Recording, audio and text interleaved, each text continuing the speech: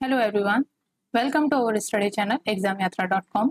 In this session हम modern Indian history के topic Indian national movement को cover कर रहे हैं और आज इसमें हम डिस्कस करने वाले हैं extremist and Surat split.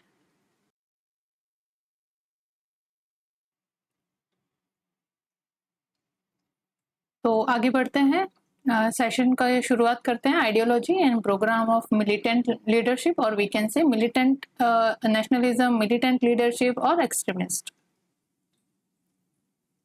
both are all are same।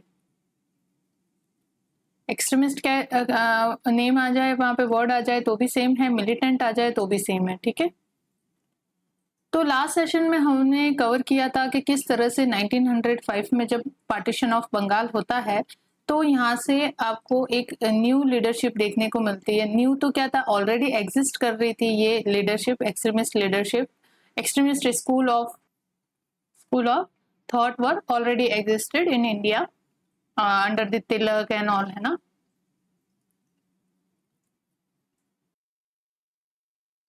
तो यहाँ पे इंडियन नेशनल मूवमेंट की शुरुआत से ही आपके एक्सट्रीमिस्ट आइडियोलॉजी और we can say school of militant nationalism was already existed in the country. लेकिन ये अगर पॉपुलराइज होती है, ये आइडियोलॉजी जो है पॉपुलराइज होती है, डोमिनेट करती है अमंग द मासेस, तो ये 1905 के बाद से करती है जब पार्टीशन ऑफ बंगाल होता है। और यहाँ पे मॉडरेट्स के जो पॉलिटिकल मेथड थे, वे ऑफ अप्रोचिंग थी, that was not adequate or sufficient to gain the political aspiration। That's why जो लोग थे, इंडियन मासेस थे, उनकी जो फेथ है, उनका जो बिलीव सिस्टम है, वो थोड़ा सा डगमगाने लगा ऑन दी मॉडरेट्स। तो मॉडरेट्स यहाँ पे धीरे धीरे अनपॉपुलर होते गए और एक्सट्रीमिस्ट ने जिस तरह का मासेस जो जिन मासेस के मन में जो जिस तरह की सेंटिमेंट एमर्ज हो रही थी, नेशनलिज्म जिस तरह का एमर्ज हो रहा था, उसको ट्रू अगर किसी ने गाइडेंस दी या उसका ट्रू एक्सपोजर किया तो वो थे यहाँ पे एक्सट्रीमिस्ट। तो इस वजह से 1905 के बाद जो है एक्सट्रीमिस्ट लीडरशिप पॉपुलर होने लगती है।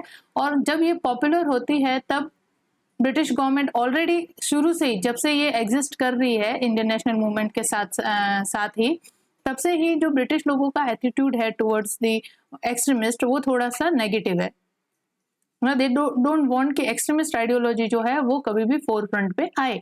उसके लिए यहाँ पे रिप्रेशन उनके पॉलिसी जो है उनके लिए अपनाई जाती है और कंसिलिएशन पॉलिसी अपनाई जाती है फॉर द मॉडरेट। के मॉडरेट्स के साथ जो है फ्रेंडली नेचर रखना है, उनके साथ उनको बातों में बहका के रखना है, सो दैट कि वो कभी भी हमारे अगेंस्ट ना जाए और कोई भी चैलेंजेस जो है वो चैलेंजेस है जो पोज ना कर सके in front of the British umpire.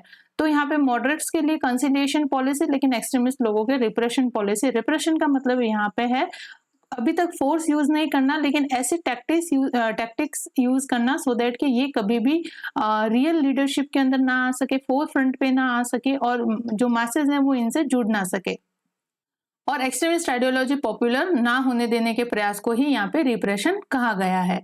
लेकिन बाद में जब ये 1905 में पॉपुलर होने लगते हैं, रियल लीडरशिप गेन करते हैं, इवन आईएनसी के अंदर, इंडियन नेशनल कांग्रेस के अंदर मॉडरेट्स का दबदबा अब कम होने लगा और एक्सट्रीमिस्ट जो है उनको ओवर पावर करने लगे, तब ब्रिटिश गवर्नमेंट ने भी इनके टुवर्ड जो है सप्रेशन का एटीट्यूड यहाँ पे अपनाया। अब उनको सप्रेस करना चालू किया, यानी कि बाय फोर्स जो है उनको क्रश करना शुरू किया।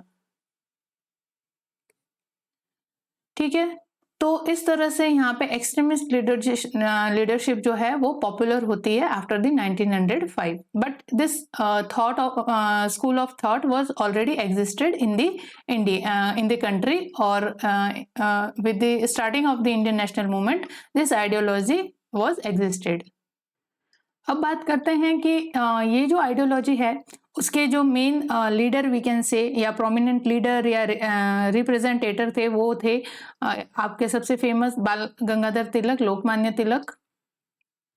ठीक है, तिलक ने अपनी पूरी लाइफ जो है after the passing from the university of Bombay, he devoted his entire life to the service of his country. और तिलक का जन्म यहाँ पे 1856 में होता है। ठीक है, 1857 की क्रांति के एक साल पहले ही होता है। तिलक के साथ साथ हमारे अश्विनी कुमार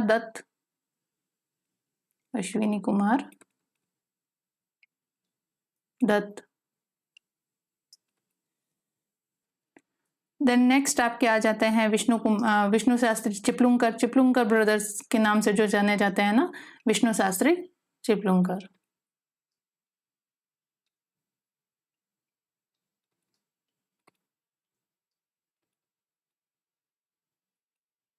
चिपलुंकर इन महाराष्ट्र रीजन, ठीक है। और राजनारायण बोस, राजनारायण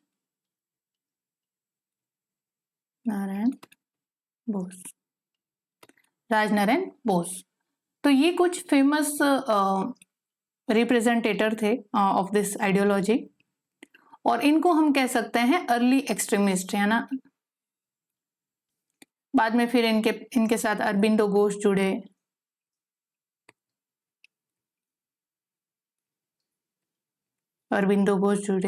विपिन चंद्र पाल जुड़े, लाला लाजपत राय जुड़े,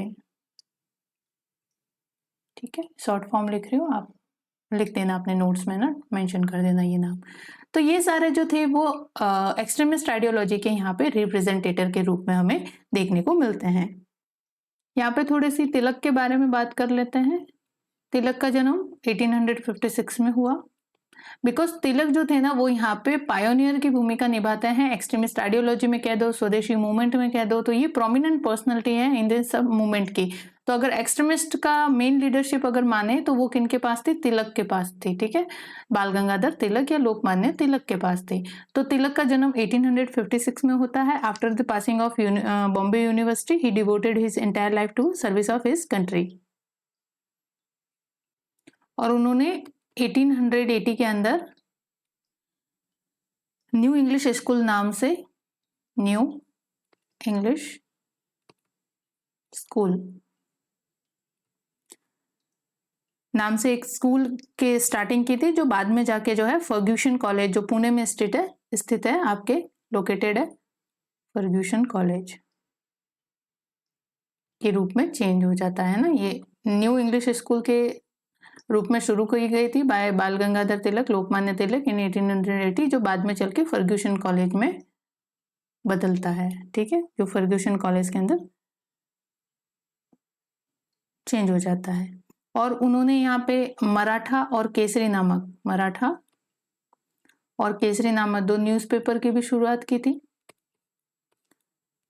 जिसमें मराठा जो है वो इंग्लिश लैंग्वेज का न्यूज़पेपर है और केसरी जो है वो मराठी के अंदर आता था। तो केसरी जो है ये वर्नाकुलर प्रेस जो डेवलपमेंट था, वर्नाकुलर प्रेस का डेवलपमेंट हुआ था जब इंडिया में, तब ये केसरी जो है वहाँ पे स्टार्ट हुआ था। इवन मराठा भी स्टार्ट था, लेकिन ये इंग्लिश में इसको तब्दील करने का ये मतलब था कि हमें पता है लॉर्ड लिटन ने किस तरह से वर्नाकुलर प्रेस के ऊपर रोक लगाई थी, है ना, कि कोई भी जो लोकल लैंग्वेजेस है उनके अंदर पेपर नहीं छाप सकता है, क्योंकि लोकल लैंग्वेजेस में अगर पेपर छापे जाएंगे तो जो भी नेशनलिस्ट सेंटिमेंट है या जो नेशनलिस्ट आइडियाज है, एस्पिरेशन है, वो लोगों तक आराम से पहुंच जाएंगे, बिकॉज नेटिव लैंग्वेज अंडरस्टैंड करना ईजी होता है। और वही अगर चीज इंग्लिश में छपेगी तो हर कोई इंग्लिश को रीड करना और अंडरस्टैंड करना नहीं जानता था। इस वजह से गवर्नमेंट ने रिप्रेसिव पॉलिसी अपनाई टुवर्ड्स द वर्नाकुलर प्रेस, तो उसी का ये नतीजा है ना। तो फिर इन्होंने जब सबसे पहले केसरी शुरू किया मराठी में, लेकिन बाद में जब इस तरह की पॉलिसी अपनाई गई ब्रिटिश गवर्नमेंट के द्वारा, तो इन्होंने मराठा इंग्लिश लैंग्वेज के अंदर शुरू किया। ये भी इसीलिए शुरू किया गया कि नेशनलिस्ट जो पॉलिटिकल एस्पिरेशन है या जो नेशनल सेंटिमेंट्स है उसको किस तरह से इनफिल्ट्रेट किया जाए अमंग द मासेस। तो इस वजह से ये दो न्यूज़पेपर मराठा और केसरी नाम से इन्होंने चलाए। इन्होंने शिवाजी फेस्टिवल, है ना, शिवाजी फेस्टिवल और गणेश चतुर्थी मनाने, ये ऐसे जो त्योहार है इनको मनाना शुरू किया। अब इसके पीछे ये क्या कारण था, ये जो है थोड़ा सा इस मूवमेंट को रिलीजियस टिंच देता है, पर यहाँ पे कम्युनलिज्म नहीं है। यहाँ पे ध्यान रखना, रिलीजियस टिंच जरूर है, लेकिन ये just for the self confidence, हमें खुद को हमारे कल्चर के ऊपर जो है कॉन्फिडेंस फील हो, सो दैट कि हम भी खुद को जो है एक कॉन्फिडेंट पर्सनैलिटी के रूप में देखें, ना कि हमें जो ब्रिटिश दिखाते हैं कि तुम्हारा जो रिलीजन है, तुम्हारा जो कल्चर है वो बहुत ही डिग्रेडेड है, और जो ब्रिटिश कल्चर है, जो क्रिश्चियनिटी है वो सुपीरियर है तुमसे। तो इस तरह की जो उनके द्वारा इंटरप्रिटेशन दी जा रही थी ऑफ द रिलीजन, उसको यहाँ से लोगों के मन में जो इन्फीरियरिटी का कॉम्प्लेक्स सीड जो है बोया जा रहा था बाय द ब्रिटिश गवर्नमेंट, अपने हमारे कल्चर को यहाँ पे डिग्रेड बता के क्रिश्चियनिटी के स्प्रेड के लिए और क्रिश्चियनिटी को बढ़ाने के लिए यहाँ पे, तो वो जरूरी था कि शिवाजी फेस्टिवल और गणेश चतुर्थी जैसे फेस्टिवल मना के लोगों को वापस अपने रिलीजन के ऊपर या अपने जो कल्चर है, ट्रेडिशन है, उनके ऊपर कॉन्फिडेंस फील करवाना। उनकी मंशा कभी भी ये नहीं थी कि इस तरह का रिलीजियस टिंज देके कम्युनलिज्म की भावना को बढ़ाया जाए। इन्होंने सिर्फ सेल्फ कॉन्फिडेंस के लिए ये इस तरह के जो गणपति फेस्टिवल और शिवाजी फेस्टिवल है ये शुरुआत किए थे, सो दैट कि लोग जो है वो नेशनलिस्ट सेंटिमेंट्स है उससे अपने आप को उनके अंदर ये नेशनलिस्ट सेंटिमेंट जागे और वो अपने आप को कॉन्फिडेंट फील करे। और उन्होंने 1896 97 के बीच में नो टैक्स कैंपेन भी चलाया था इन महाराष्ट्र, वही लैंड रेवेन्यू सिस्टम की वजह से जब क्रॉप यहाँ पे फेल हो जाती थी, बैड हार्वेस्ट का ईयर होता था, तो भी जो गवर्नमेंट है वो आपको पता है हमने कवर किया हुआ है कि किस तरह से जो है बैड हार्वेस्ट ईयर के अंदर भी रिवेन्यू जो है वो कलेक्ट किया करती थी, इवन जो है रिवेन्यू की रेट जो है वो हाई कर दिया करती थी। तो इन्होंने तिलक ने यहाँ पे नो टैक्स जैसे कैंपेन भी रन किए थे और उन्होंने लोगों को और पीजेंट लोगों को ये कहा था जो कि फेमाइन वगैरह या अकाल की जो स्थिति थी उनसे पीड़ित थे, उनसे ये कहा था कि जब तक नहीं, अगर आपका बैड हार्वेस्ट का ईयर रहता है और आपकी क्रॉप फेल हो जाती है तो आप गवर्नमेंट को किसी तरह का भी लैंड रिवेन्यू पे करने के लिए लायबल नहीं हो, आपको रिवेन्यू पे नहीं करना है। तो इस तरह की कैंपेन उन्होंने चलाई, तो उनको जो है गवर्नमेंट ने यहाँ पे अरेस्ट कर दिया। फर्स्ट टाइम जो तिलक अरेस्ट हुए थे वो 1897 के अंदर हुए थे इस नो टैक्स कैंपेन की वजह से, और चार्ज उन पे लगा था कि ये गवर्नमेंट के प्रति जो है वो डिसअफेक्शन फैला रहे हैं, हेटेड फैला रहे हैं, घृणा फैला रहे हैं। तो 1897 के अंदर फर्स्ट टाइम ये जेल जाते हैं। ठीक है, फिर भी इन्होंने गवर्नमेंट से यहाँ पे अपोलोजाइज नहीं किया, he refuse to apologise to the government and was sentenced to the 18 month of imprisonment। 18 month के लिए इनको जेल में भेज दिया गया। तो यहाँ से आपको देखने को मिलता है कि किस तरह से तिलक ने एक एग्जाम्पल सेट किया of the boldness and sacrifice. तो इसी तरह से सारे जितने भी अदर इस रिप्रेजेंटेटर थे of this ideology, they also played a role.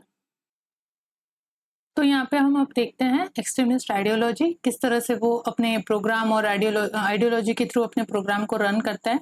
तो यहाँ पे एक्सट्रीमिस्ट जो थे ना, जैसे मॉडरेट जो थे वो मास के स्ट्रेंथ को अपने मूवमेंट के अंदर इनकॉर्पोरेट करने के लिए रेडी नहीं थे, because they considered masses as they considered that कि मास अभी इतनी पॉलिटिकली एजुकेटेड नहीं हुई है कि रिवोल्यूशन की स्थिति या मास रिवोल्यूशन हम यहाँ पे करें। तो पहले यहाँ पे मासेस को वो चाहते थे कि ये पॉलिटिकली थोड़ी एजुकेटेड हो जाए, तो एजुकेशन का काम मॉडरेट्स यहाँ पे चला रहे थे। लेकिन एक्सट्रीमिस्ट का मानना ये था कि मास जो है वो रियल पावर है to overthrow the British government from the India, तो they incorporated the mass strength to their movement. तो यहाँ पे उन्होंने फेथ रखा स्ट्रेंथ ऑफ द मास।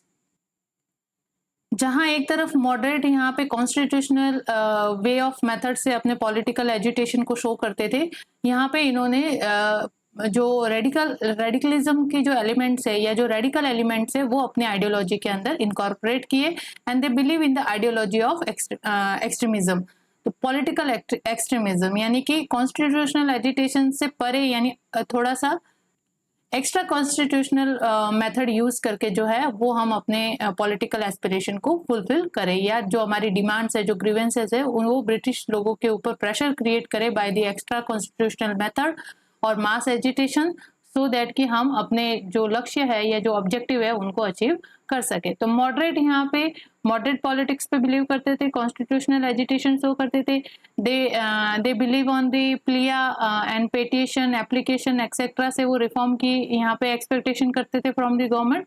पर यहाँ पे ये एक्सट्रीमिस्ट जो है वो एक्स्ट्रा कॉन्स्टिट्यूशनल मेथड यूज करते थे, लाइक की strike, boycott, extra extended boycott. ठीक है, All this method or protest, all this matter consider under the passive resistance. Passive resistance. So passive resistance was basic element of the extremist ideology. तो यहाँ पे passive resistance जो है वो follow करते थे extremist अपनी पॉलिटिकल मेथड के अंदर, अपने जो एजिटेशन को जिस तरह से शो करते थे उसमें उनका जो मेथड होता था वो पैसिव रेजिस्टेंस होता था। पैसिव रेजिस्टेंस का मतलब है यहाँ पे no use of violence, violence है वो नहीं करनी है, just through the boycott, strike, protest, है ना, extended boycott, these kind of motives means political means use करके गवर्नमेंट के ऊपर प्रेशर ये जनरेट करते थे। तो इस वजह से ये सारी चीजें जो है वो एक्स्ट्रा कॉन्स्टिट्यूशनल मेथड कहलाती है। जबकि यहाँ पे जो मॉडरेट्स थे वो आपको पता है, हमने जब मॉडरेट्स की आइडियोलॉजी कवर की थी तो उसके अंदर मैंने बताया था कि वो जो है पेटिशन, एप्लीकेशन, है ना, पेटिशन के थ्रू, एप्लीकेशन के थ्रू गवर्नमेंट से रिफॉर्म की अपील करते थे। तो उनका मेथड इस तरह के था। तो एक्सट्रीमिस्ट ने सोचा कि इन सारे मेथड से कुछ होने वाला नहीं है, इट इज inadequate. तो यहाँ पे they believe in the mass strength and radicalism. They use the element of radicalism in their political approach and they believe in the idea of direct action. ठीक है, they believe कि अगर direct action से ही या fighting करके direct from the British government one can attain their salvation. ठीक है, अगर आपको मुक्ति चाहिए तो आपको फिर लड़ना ही पड़ेगा। This kind of believe they have. And they also put the idea of self-respect and self-confidence on high pedestal because जो तिलक वगैरह थे इन्होंने ये सेल्फ रिस्पेक्ट और सेल्फ कॉन्फिडेंस के जो एलिमेंट्स है, जो ये आइडियाज है, इनको हमेशा से ही हाई पेडेस्टल पे रखा है और self respect and self confidence movement भी चलाए गए हैं by this extremist leader, so that कि जो इंडियन मास है वो अपने कल्चर पे, अपने ट्रेडिशन पे या खुद पे जो है वो सेल्फ कॉन्फिडेंस जो है उनके अंदर बिल्ड हो सके, सेल्फ रिस्पेक्ट जो है अपने लिए वो आ सके। बिकॉज हमें बहुत टाइम हो गया था कॉलोनियल पावर के अंडर रहते रहते और उन्होंने हमारे माइंड पे इस तरह से असर डाला है bye there policies and all कि हम अपने आप को इंफीरियर यहाँ पे समझने लगे हैं।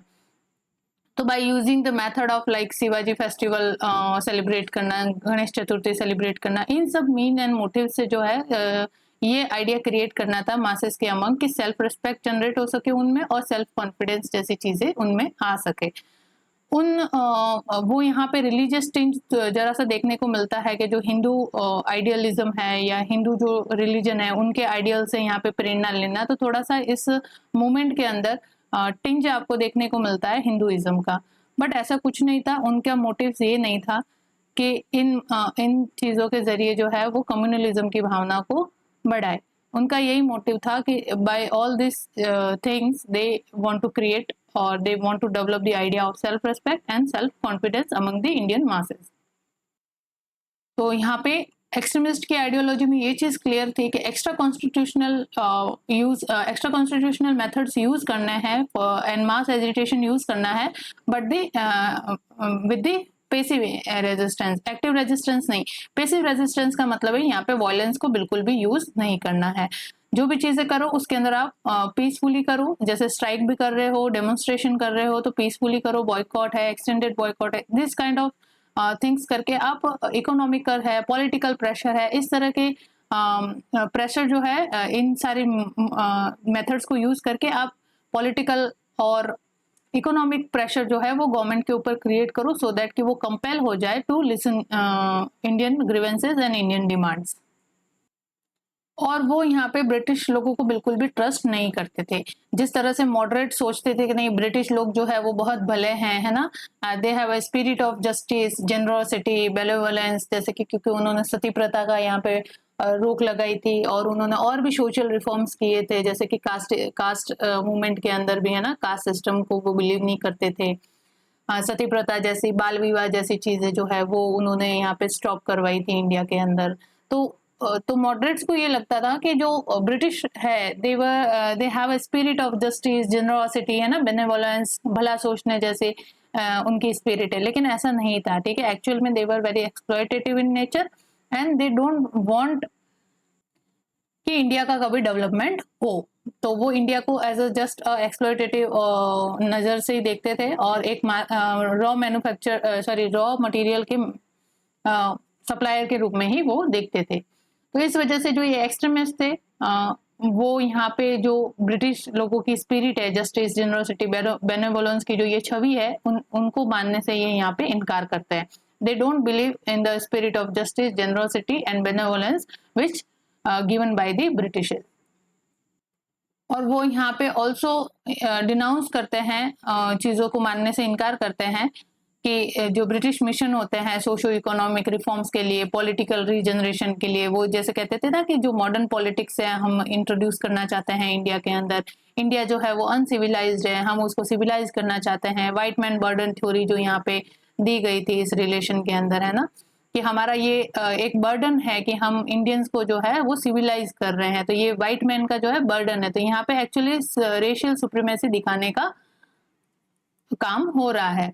तो लेकिन जो वो पॉलिटिकल जनरेशन और सोशो इकोनॉमिक रिफॉर्म्स के अंदर की आड़ में जो चीजें कर रहे थे वो रियल फेस था ब्रिटिश गवर्नमेंट का, कि किस तरह से उन्होंने सोशो रिलीजियस रिफॉर्म को, जैसे एजुकेशन का इंट्रोड्यूस किया। तो एजुकेशन के कल्चरल डेवलपमेंट देखे तो एजुकेशन का इंट्रोडक्शन, एजुकेशन सिस्टम का इंट्रोडक्शन भी किस लिए किया था उन्होंने?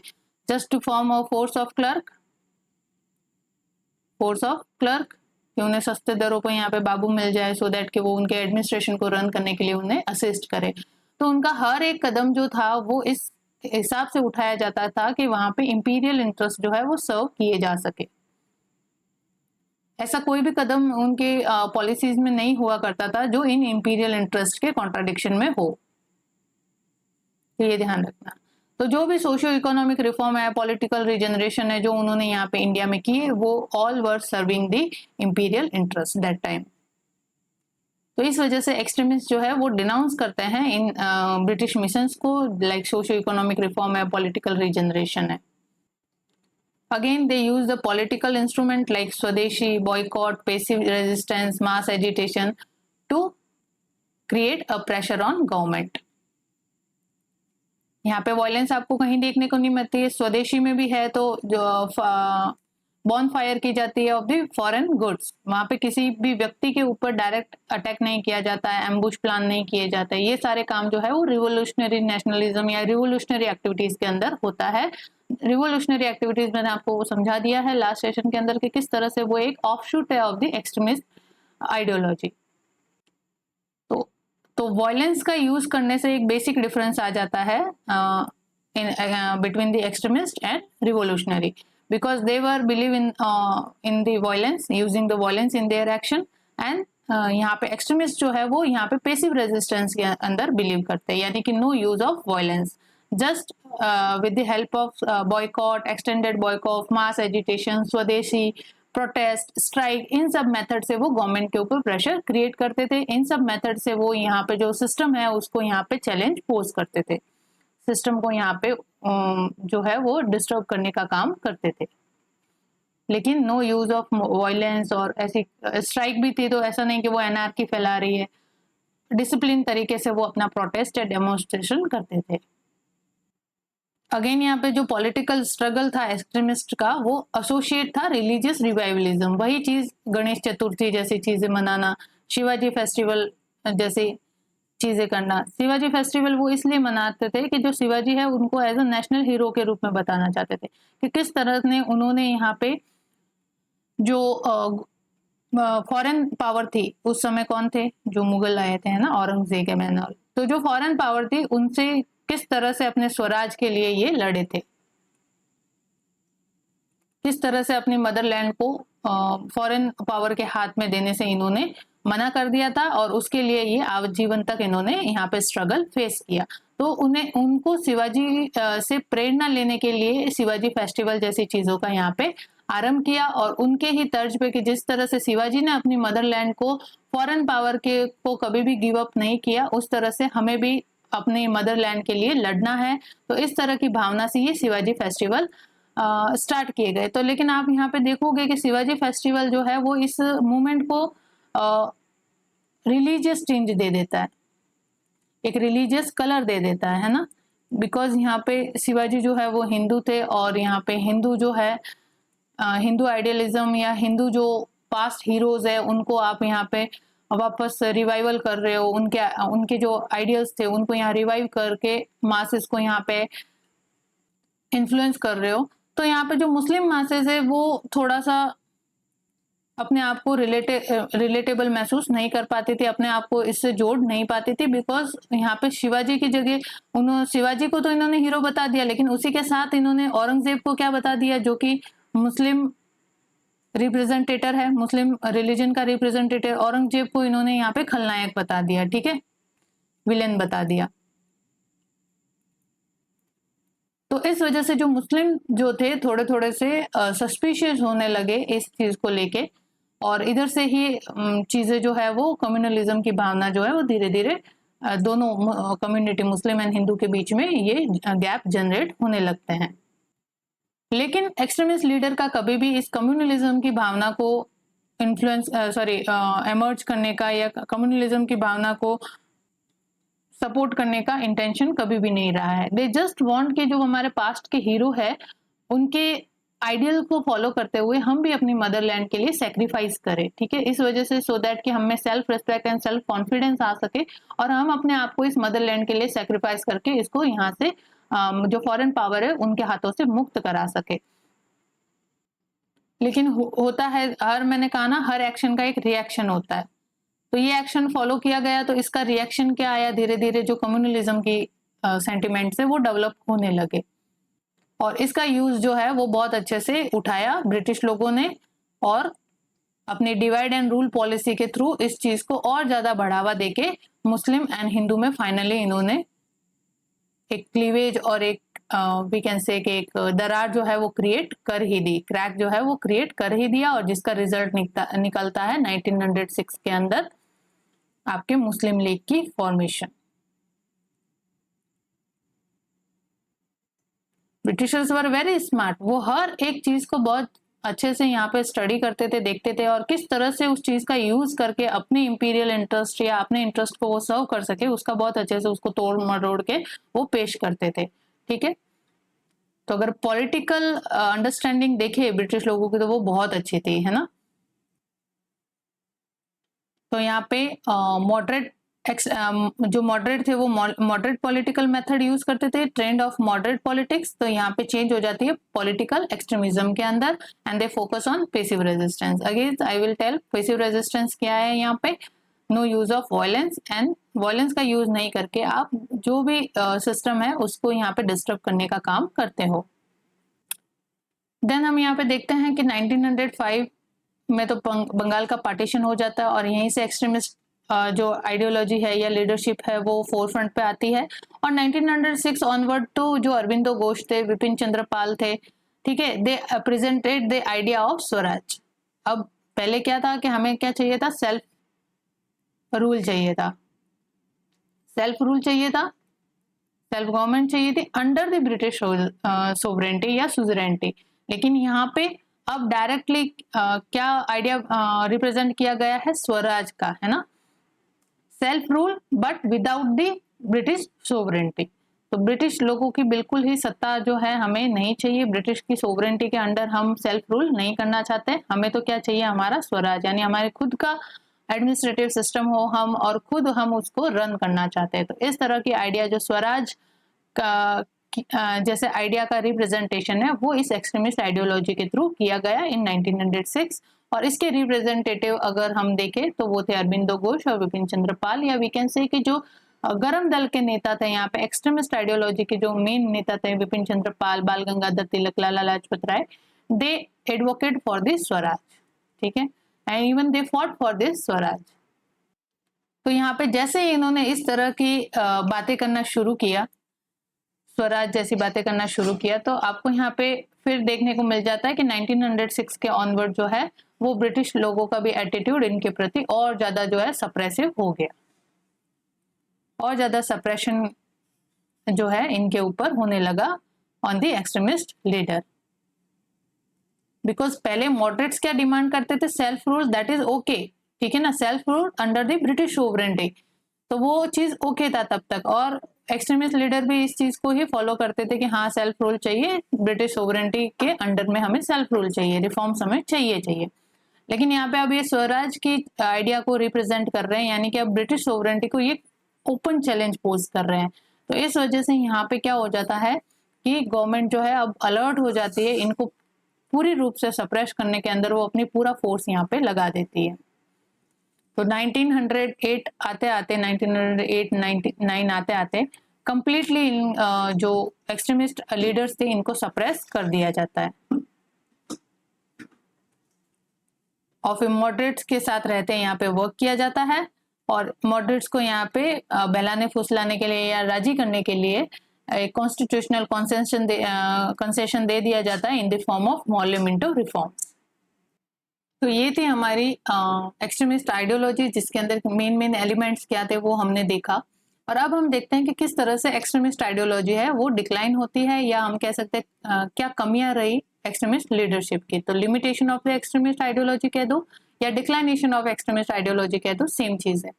तो मैंने आपको जैसे बताया यहाँ पे कि 1905 के बाद जैसे ये फोर्थ फ्रंट पे आते हैं, गवर्नमेंट का सप्रेशन इन पे चालू हो जाता है, ठीक है।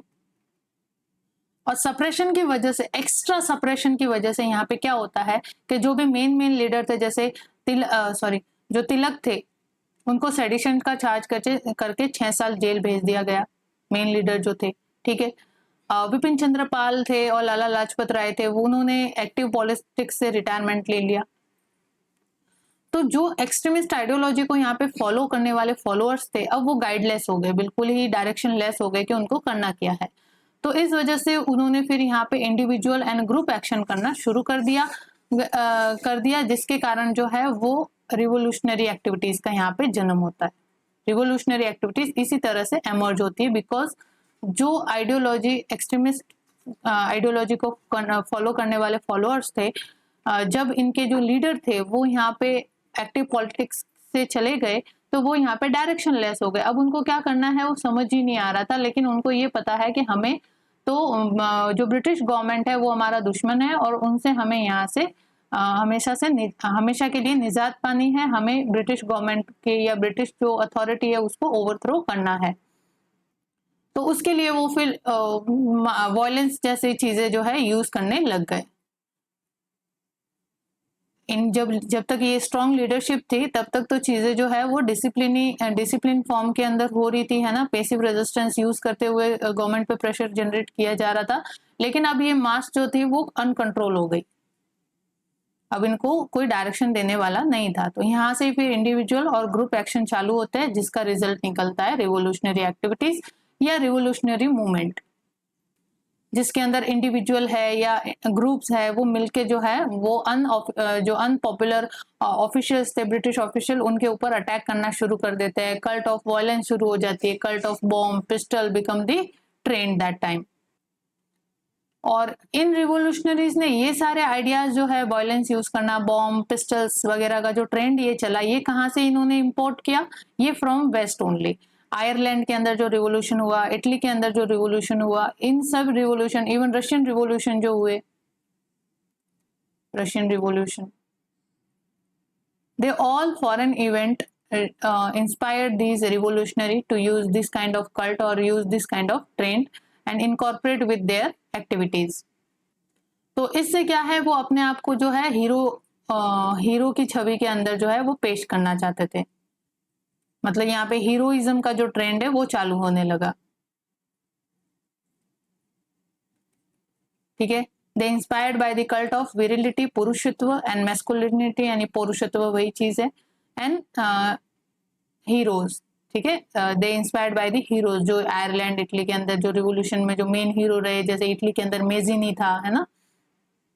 रशियन रिवोल्यूशन के अंदर जो यहाँ पे सोशलिस्ट आइडियोलॉजी के गाइडेंस के अंदर जो रिवोल्यूशन हुआ था, तो ये सारी चीजों ने उनको भी इंस्पायर किया कि किस तरह से इन्होंने ब्रिटिश चैलेंज को या ब्रिटिश गवर्नमेंट को यहाँ पे चैलेंज पोज किया, तो हम भी क्यों नहीं कर सकते।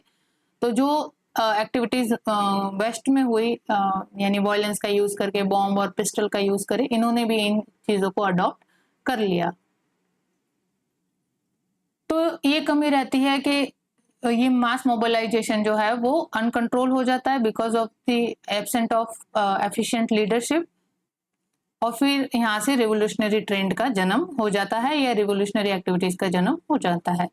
देन हम यहाँ देखते हैं कि जो इस एक्सट्रीमिस्ट आइडियोलॉजी का जो सोशल बेस था ना वो बहुत ही ज्यादा नैरो था, कॉन्फाइंड था। अगेन जैसे moderate only confined to the urban lower middle class और एजुकेटेड क्लास, यहाँ पे भी सेम मासेस तो इनकॉर्पोरेट थी, लेकिन वहां पे भी ये जो मासेस थी वो अर्बन लोअर मिडिल क्लास ही यहाँ पे मास बेस इन सोशल बेस जो है वो उनका बना पाए। पीजेंट वर एब्सेंट, वर्कर वर एब्सेंट, है ना, peasant, worker, labour, these all were absent from the social base of extremist। तो सोशल बेस जो है वो ओनली कन्फाइंड रहा to the urban lower middle class. इस वजह से भी ये जो आइडियोलॉजी है इतना ज्यादा इम्पैक्ट नहीं डाल पाई ब्रिटिश गवर्नमेंट को, या वी कैन से कि it was not able to shake the root of British empire. Then यहाँ पे हम देखते हैं कि मुस्लिम लोगों को एलियनेट कर दिया गया by using the religious tinge to the movement, like Shivaji festival, Ganesh Chaturthi, और जो महाराणा प्रताप जैसे आइडियल्स है उनको यहाँ पे मेन हीरो के रूप में दर्शाना, और जो मुगल्स थे उनको एज अ फॉरेनर या एक्सप्लॉइटेटर या दुश्मन के रूप में दर्शाने का जो ट्रेंड था, उन्होंने यहाँ पे मुस्लिम लोगों की जो कम्युनिटी है उनको थोड़ा सा इस मूवमेंट से जुड़ने से रोक दिया गया, कॉन्फाइन कर दिया गया। तो इस वजह से हमें यहाँ पे मुस्लिम एलियनेशन दिखने को मिलता है because of the religious tinge to this movement. हालांकि वो यहाँ पे कम्युनल अप्रोच के नहीं थे, they just want to use their ideals for to the inspire the mass, कि किस तरह से उन्होंने अपने मदरलैंड के लिए सेक्रीफाइस किया था, स्ट्रगल किया था, है ना, वैसे ही हमें भी स्ट्रगल और सेक्रीफाइस करके जो हमारी इंडिया है उसको ब्रिटिश गवर्नमेंट से फ्री करवाना है। लेकिन इसने जो है कम्युनलिज्म की भावना को जन्म दे दिया, और मुस्लिम कम्युनिटी जो है वो इस मूवमेंट से फिर अपने आप को रिलेटेबल नहीं कर पाए। And again we can see that कि दिस मूवमेंट जो है वो बंगाल के आउटसाइड ये मूवमेंट जो है वो जनरेट हुआ ही नहीं या स्प्रेड हुआ ही नहीं, बिकॉज अगर इसका नेचर देखे तो ये बंगाल तक ही कॉन्फाइंड रहा, पान इंडिया कैरेक्टर का नहीं था। इस वजह से whole Indian masses was not inspired by this movement. इस वजह से सोशल बेस नैरो रह गया, और जिस तरह का प्रेशर एक्सपेक्टेड था फ्रॉम कि इतनी बड़ी पॉपुलेशन है और सबके सब अगर इस मूवमेंट से जुड़ेंगे तो कितना ज्यादा प्रेशर क्रिएट होगा ब्रिटिश गवर्नमेंट के ऊपर, वो यहाँ पे फुलफिल नहीं हो पाया because this movement was only limited to the Bengal, confined to the Bengal, and it was not spread outside the Bengal. तो इस वजह से ये लिमिटेशन रही इसकी ज्योग्राफिकल, तो ये पान इंडिया कैरेक्टर नहीं ले पाया, और पान इंडिया वजह कैरेक्टर नहीं ले पाने की वजह से जो इंडिया की मास है, होल इंडिया की मासेस है, वेरियस रीजन से जो लोग है वो अपने आप को इस चीज से नहीं जोड़ पाए। तो फिर यहाँ पे जब ये रीजनली कॉन्फाइंड था, जोग्राफिकली कॉन्फाइंड था, तो ब्रिटिश लोगों को वेरी इजी था कि एक ही जगह पे कॉन्फाइंड है, पूरी जगह पे नहीं फैला हुआ है, तो अपनी टोटल स्ट्रेंथ जो है वो यहाँ पे लगा के, मिलिट्री स्ट्रेंथ यहाँ पे लगा के इन चीजों को सप्रेस करना बहुत ही इजी था ब्रिटिश गवर्नमेंट के लिए। जैसे हमने पास्ट में भी एग्जाम्पल देखे हैं कि किस तरह से ब्रिटिश गवर्नमेंट ने यहाँ पे सप्रेस किए हैं इस तरह की मूवमेंट्स को और एक्टिविटीज को। फिर यहाँ पे ये सारी चीजें तो, ये एलिमेंट्स तो थे ही थे, लेकिन इन्होंने आपस के अंदर भी फूट थी, है ना, इंटरनल डिसकंटेंट भी था इन द कांग्रेस। यहाँ पे दो आइडियोलॉजी रन कर रही थी एक साथ एक ही ग्रुप के अंदर, मॉडरेट्स एंड एक्सट्रीमिस्ट, और इन दोनों की आइडियोलॉजिकल डिफरेंस होने की वजह से इंटरनल डिसकंटेंट या डिसएग्रीमेंट चलते रहते थे, जिससे एक मत में हो ही नहीं पाते थे और कोई डिसीजन जो मेकिंग जो है वो हो ही नहीं पाती थी। तो किस तरह से फिर ये इंडियन नेशनल मूवमेंट को यहाँ पे गाइड करेंगे या लीड करेंगे। तो इंडियन नेशनल मूवमेंट को लीड करने के लिए जरूरी था कि कोई एक जो सॉलिड लीडरशिप है वो हो, जिससे कि होल मास जो है, होल इंडिया जो है, इससे अपने आप को रिलेट कर पाए। लेकिन इंटरनल डिसकंटेंट और डिसएग्रीमेंट होने की वजह से इंडियन नेशनल मूवमेंट की जो को लीड करने का जो इनका एस्पिरेशन थे वो यहाँ पे वीक होने लगे। तो उसका फाइनल रिजल्ट तो निकल ही जाता है, स्प्लिट हो जाता है सूरत सेशन के अंदर 1907 में। मॉडरेट्स एंड एक्सट्रीमिस्ट जो है अपने आइडियोलॉजिकल डिफरेंसेस की वजह से यहाँ पे कम्प्लीटली अलग हो जाते हैं। यहाँ पे फिर मॉडरेट अपना अलग से कॉन्स्टिट्यूशन बनाते हैं जिसके थ्रू वो अपने गवर्नमेंट को अलग से रन करते हैं। एक्सट्रीमिस्ट जो है यहाँ पे मेन लीडर तो यहाँ से चले गए थे, तो एक्सट्रीमिस्ट से यहाँ पे ऑफशूट जनरेट होती है यहाँ पे रिवोल्यूशनरी एक्टिविटीज, एंड फिर ये जो इसके फॉलोअर थे एक्सट्रीमिस्ट आइडियोलॉजी के, वो यहाँ पे रिवोल्यूशनरी एक्टिविटीज करने लगते हैं। और मॉडरेट्स जो है यहाँ पे नेशनलिस्ट होते हुए भी, दोनों ही नेशनलिस्ट है, लेकिन दोनों ही यहाँ पे देखो इंडिया जो है इंडियंस को ही सपोर्ट नहीं कर रहे हैं, तो मॉडरेट जो है वो इन रिवोल्यूशनरीज को बिल्कुल ही सपोर्ट नहीं करते थे, इनके एक्शन वगैरह को यहाँ पे ये क्रिटिसाइज करते थे, और तो भी क्या से कि ये जो लॉयल थे ब्रिटिश लोगों के। फिर ऐसा ही शो होता है। तो जब इनके अंदर इंटरनल डिसकंटेंट हो जाता है, सूरत स्प्लिट हो जाता है, तो दोनों अलग थलग पड़ जाते हैं। तो अब मॉडरेट्स जो थे वो तो ब्रिटिशर्स के फेवर में रहते थे, है ना, तो ब्रिटिश लोगों को मॉडरेट्स को खत्म करने की कोई जरूरत नहीं थी, क्योंकि वो ऑलरेडी अपने आप को सप्रेस फील करते थे in front of the British. Main थे जो एक्सट्रीमिस्ट इनको, फिर जब ये मॉडरेट इनसे अलग हो गए तो एक्सट्रीमिस्ट अकेले पड़ गए, और इनको फिर सप्रेस करना बहुत ही इजी था फॉर द ब्रिटिश। तो ब्रिटिश लोगों की जो रिप्रेसिव नेचर था और जो रिप्रेसिव चेक्स थे, उन्होंने कंपेल कर दिया एक्सट्रीमिस्ट आइडियोलॉजी को फॉर द सरेंडर।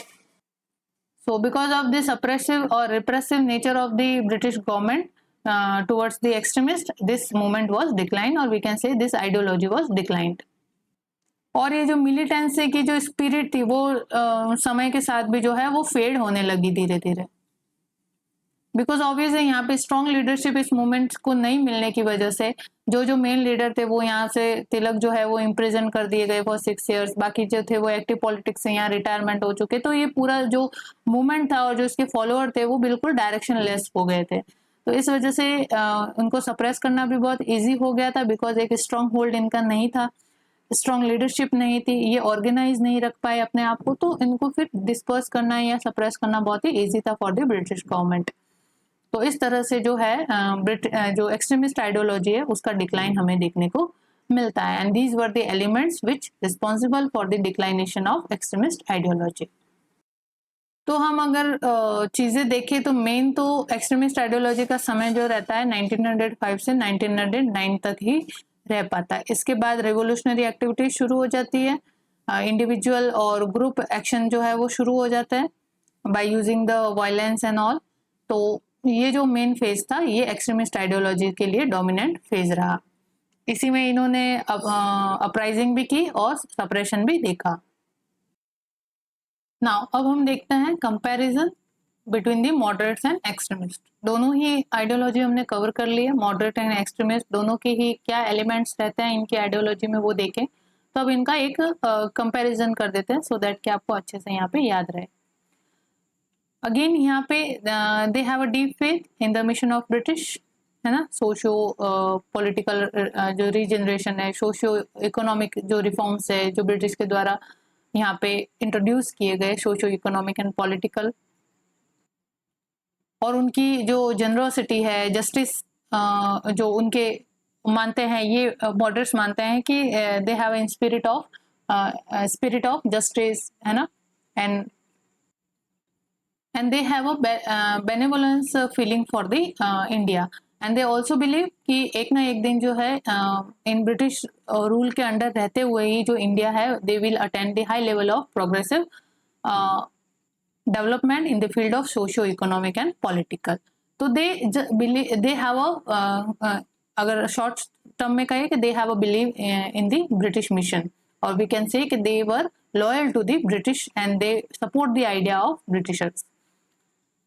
तो यहाँ पे ऑपोजिट में they don't believe such kind of thing, they refute such kind of thing कि ब्रिटिश जो है वो जेनरस है ना, और बेनेवोलेंस फीलिंग रखते हैं for the Indians, and they also have the spirit of justice and all, है ना।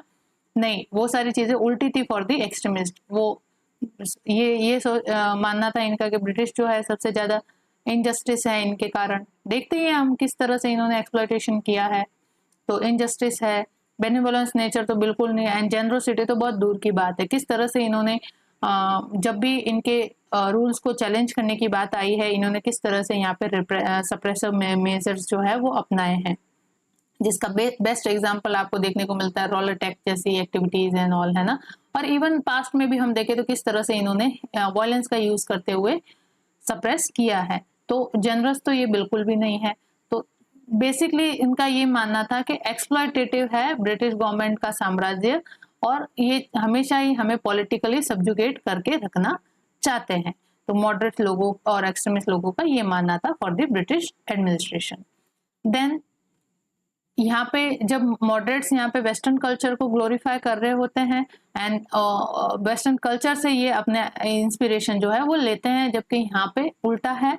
ये जो है पास्ट, जो इंडिया का पास्ट है, इंडियन जो एंशिएंट इंडियन कल्चर है, ट्रेडिशन है, उसको यहाँ पे ग्लोरीफाई करने का काम करते हैं और उसके लिए वो शिवाजी फेस्टिवल है, गणेश चतुर्थी जैसी चीजें सेलिब्रेट करने का भी यहाँ पे काम करते हैं और उसके थ्रू लोगों के अंदर self respect and self confidence develop करना चाहते हैं। वेस्टर्न कल्चर को ग्लोरीफाई करके मॉडरेट्स यहाँ पे क्या कर रहे हैं, एक इंफीरियरिटी कॉम्प्लेक्स डाल रहे हैं इंडियंस लोगों के मन में कि जो आप अपना ट्रेडिशन है वो बहुत ही बैकवर्ड इन नेचर है एंड अपना जो कल्चर है वो भी बैकवर्ड इन नेचर है। इन ब्रिटिश आए तब हमारा जाके पॉलिटिकल, सोशल और इकोनॉमिक डेवलपमेंट पॉसिबल हो सका, अदरवाइज तो हमारे यहाँ कुछ भी नहीं था। ऐसी जो मेंटालिटी है वो इनके द्वारा जो है प्रमोट की गई। और जबकि एक्सट्रीमिस्ट जो थे वो इन चीजों को रिफ्यूट करते हैं और वो एंशिएंट इंडिया के जो कल्चर और ट्रेडिशन है उनको ग्लोरीफाई करने का यहाँ पे काम करते हैं और एंशिएंट इंडियन कल्चर से और वहाँ के जो एंशिएंट आइडियल्स थे उनसे इंस्पिरेशन लेने का इनका रहता है सोर्स। नेक्स्ट हम अगर देखें तो यहाँ पे दे वांट रिफॉर्म्स ओनली, ठीक है, पॉलिटिकल रिफॉर्म्स ये चाहते थे और they want self rule but under the British suzerainty. They don't want कि ब्रिटिश रूल जो है वो यहाँ से चला जाए या they don't want liberation from the British rule, they just want to transformation in the government और गवर्नमेंट स्ट्रक्चर जो था उसके अंदर वो शेयर चाहते थे, इंडियन शेयर भी हो। तो they believe in the reforms, जबकि यहाँ पे उल्टा था, दे totally advocated the idea of self government without the British suzerainty and they wanted to free India from the British rule completely। तो यहाँ पे इनकी स्वराज की आइडियोलॉजी थी, स्वराज, कंप्लीट सेल्फ रूल, जबकि इनका क्या था, self rule but under the British sovereignty. Then इनका पॉलिटिकल मेथड एजिटेशन शो करने के क्या थे, कॉन्स्टिट्यूशनल एजिटेशन था, है ना, अपील, पेटिशन, इनके थ्रू ये रिफॉर्म्स करवाना चाहते थे ब्रिटिश गवर्नमेंट से, जबकि इनका टोटली ऑपोजिट था। They use the extra constitutional method in their politics to pressurise the government, जैसे कि बॉयकॉट है, एक्सटेंडेड बॉयकॉट है, पैसिव रेजिस्टेंस, स्वदेशी जैसी चीजों का यूज करके, एक्स्ट्रा कॉन्स्टिट्यूशनल मेथड यूज करके ये गवर्नमेंट को प्रेशराइज करने का काम करते थे। जबकि ये जस्ट कॉन्स्टिट्यूशनल लिमिट में रहते हुए by the using of petition and appeal, they appeal to British government for the reforms। तो दोनों के एजिटेशन शो करने का भी तरीका अलग था, दोनों के पॉलिटिकल मेथड भी अलग थे और ये कंप्लीटली बिलीव करते थे, रिलाई करते थे on the British favour for the political freedom के। इनको इतना भरोसा था ब्रिटिश लोगों के कि एक ना एक दिन तो ब्रिटिश लोग जो है हमें पॉलिटिकल फ्रीडम दे देंगे अगर हम उनके फेवर में रहते हुए वर्क करें तो। लेकिन ऐसा कभी होने वाला नहीं था। ब्रिटिश नेवर वांट कि इंडिया जो है वो फ्री हो जाए हमारे हैंड से। कौन चाहेगा कि भाई अपना जो इकोनॉमिक सोर्स है वो किसी और को देना। लेकिन मॉडरेट जो थे वो आंख बंद करके बस ब्रिटिश लोगों के यहाँ पे फेवर में रहते थे कि अगर हम उनके हिसाब से चलते रहे तो जरूर वो हमसे खुश होकर एक दिन हमें पूरा जो ये साम्राज्य है हमारे हाथों में दे देंगे। जबकि एक्सट्रीमिस्ट जो है इन चीजों के ऐसे बिलीफ को नहीं मानते थे।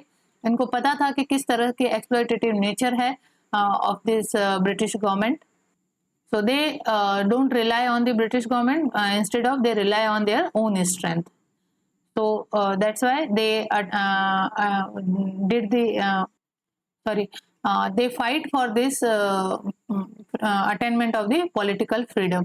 तो उन्होंने यहाँ पे इस पॉलिटिकल फ्रीडम को प्राप्त करने के लिए, अटेंड करने के लिए जो है वो फाइट की ब्रिटिश गवर्नमेंट के साथ bye using the extra constitutional method, और वी कैन से कि bye using the passive resistance यानी सिविल डिसोबीडियंस जैसी चीजें थी इन्होंने भी यहाँ पे अपने मूवमेंट के अंदर इनकॉर्पोरेट की bye using the passive resistance ideology. लेकिन मॉडरेट जो थे वो कंप्लीट रिलाई कर देते ऑन ब्रिटिश के, हाँ एक दिन हमें ये पॉलिटिकल फ्रीडम दे देंगे।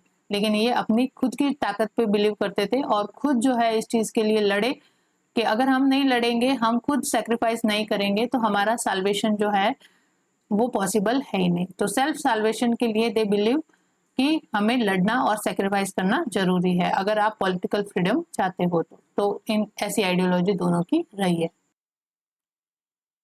मॉडरेट्स ने यहाँ पे नेशनल कॉन्शियसनेस अराइज करने का या प्रमोट करने का बिल्कुल काम किया है, यहाँ पे लोगों को पॉलिटिकली एजुकेट करने का काम किया है, लेकिन वे फेल हो गए to build the self confidence feeling among the Indian minds, sorry into the Indian minds, या we can say among the Indian masses के अंदर जो सेल्फ कॉन्फिडेंस का फीलिंग था वो ये नहीं लेके आ पाए, because they were glorifying the western culture. तो कैसे आपको अपने आप पे कॉन्फिडेंस आएगा जब आप अपने आप को ही इंफीरियर मान रहे हो, अपने कल्चर को, अपने रूट्स को इंफीरियर मान रहे हो, आप ये मानते हो कि ब्रिटिश आने के बाद ही डेवलपमेंट हुआ है इंडिया का, तो फिर आपके अंदर सेल्फ कॉन्फिडेंस या सेल्फ रिस्पेक्ट की भावना कहाँ से आएगी।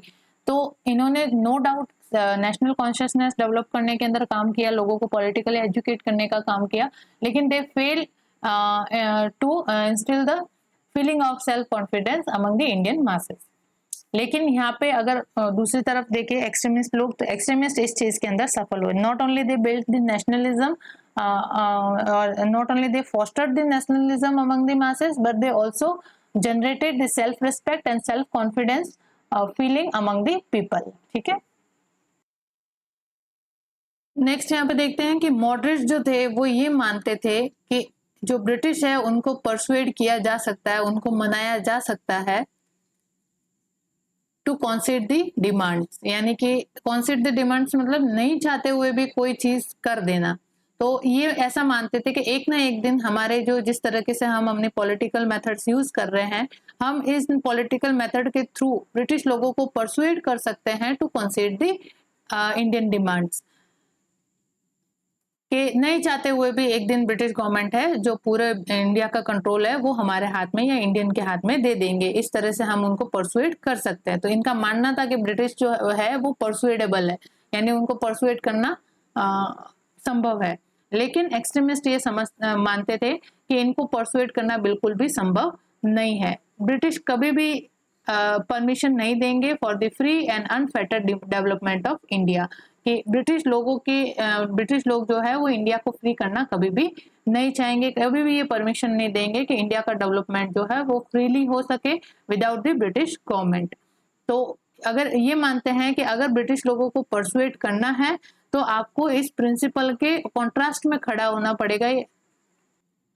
जो इंपीरियलिज्म की जो आइडियोलॉजी है ना उसके खिलाफ आपको खड़ा रह के ही आप ब्रिटिश लोगों को परसुएट कर सकते हो। यानी कहने का मतलब ये है कि आप एक्स्ट्रा कॉन्स्टिट्यूशनल मेथड यूज करते हुए उनको प्रेशराइज करके ही उनको परसुएट कर सकते हो टू कॉन्सीड द डिमांड्स। अदरवाइज तो वो अपने मन से या अपने विलिंगलेसली तो वो कभी भी आपको ये चीज देंगे नहीं, या इंडिया का कंट्रोल आपके हाथ में देंगे नहीं। हाँ, आप जब इंपीरियलिज्म की आइडियोलॉजी के कॉन्ट्रास्ट में खड़े होके प्रेशर के जरिए ये चीज कर सको तो ही आप उनको परसुएड करने के अंदर सक्सेसफुल रह सकते हैं। तो दोनों का ये मानना था यहाँ पे। नेक्स्ट है again they did not incorporated the masses to their movement, and यहाँ पे एक्सट्रीमिस्ट ने फेथ रखा in the strength of the mass, तो इन्होंने मास को इनकॉर्पोरेट किया।